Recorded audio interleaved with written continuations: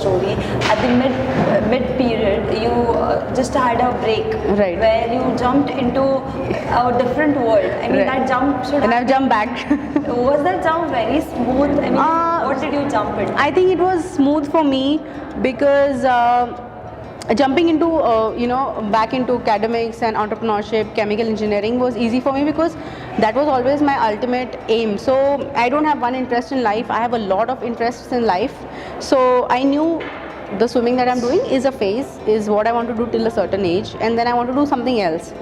And then yes, coming back to swimming was a little difficult because I felt like I was missing out on all the intellectual stuff and all the things that I really like to do. And but it was a trade-off. I knew this had to happen if I'm doing it. And then jumping back again was not an issue because I was always mentally prepared for it. So I feel if you're mentally prepared for something, transitions are not very difficult.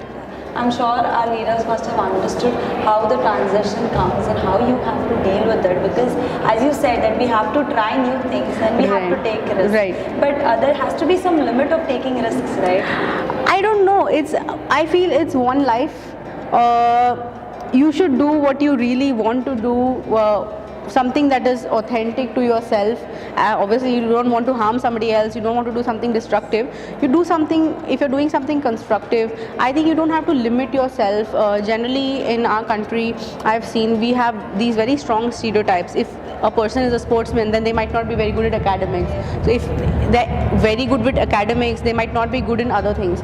So, but I feel you should not restrict yourself or stereotype others also in that case. I personally have been good in sports. I was one of the toppers when I was doing my engineering. I was one of the best when I was doing my post-graduation in business entrepreneurship.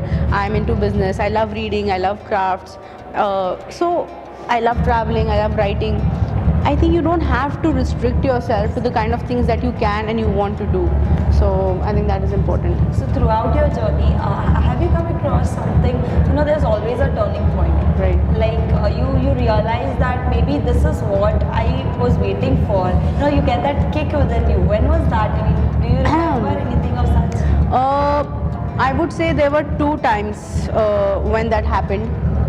One was when I was very, very young. So I think I was 10 or 11 years old when my father took me. So we were sitting just afternoon normally, afternoon mein, and he said, "Beta, what do you want to do with your life?" And that time I said, I want to do something for the country, when you're 10, 11. And then at that time, the only thing that you think will serve the country is being in the armed forces. So I wanted to be a fighter pilot in the Air Force. And that was a point which really made me very strong that this is what I want to do. And then, like I said, I read a lot. And so I used to read a lot.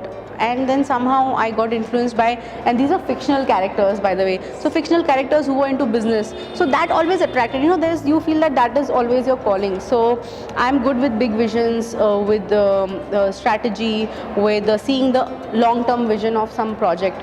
So I thought, let me do something which is different. So I felt, what is something different that I can contribute to the armed forces? So I thought maybe I can do something better by being in a business. So I thought I want to be a businessman. But the entire point was to do something for the social, for building the nation. So youth development and all of these things are very close to my heart. So those were, it was like a slow transition. It doesn't happen just like that you don't just think like that. It is a transition, that building of that identity, of that individuality, it happened along that way. So today you are into this campus. I mean, you might see everybody, there's that passion. They want to do something for the society. That's why we are, heading up to something like this. So to keep that passion, you always need a kind of motivation. We always tend to fall down. There's always a graph. So how do you think that we can keep that graph always on the top? So you're asking from the point of view of organizers or from the students? For the students. See, what I would say is, what I have seen here is LEAD is such a great platform. Like I said, youth development again is very close to my heart. And I feel by motivating an entire generation of youth to do something constructive, we can transform an entire nation. So youths have a lot of time, they have a lot of energy, it's just they don't know how to channelize it. And I think if LEAD has given them such a great way to channelize it, there's a network around them. So if they can channelize that energy, I think there's nothing like it. There's nothing that this country cannot do. And to keep the motivation high, I would say you have to, keep. I think there's nothing other than self motivation, because कोई दूसरा इंसान आपको एक बार बोलेगा, 2 बार बोलेगा, 3 बार बोलेगा कोई चीज़, but ultimately it is you who have to motivate yourself to do something. And जब तक खुद के दिमाग में नहीं आता है, हम कुछ नहीं कर पाते. So I would say self motivation is like the only thing. Getting recognized is, I think, helps people. So yes, leaders, this is what she wanted to say. Keep motivating yourself. Self motivation is something which you really need to do. Well, it's really great, ma'am, to have you here Thank today. you so much. It feels really great to be here, and talking to you is really amazing. Thanks for coming. Thank you so much. It was a pleasure to be here. Thank you.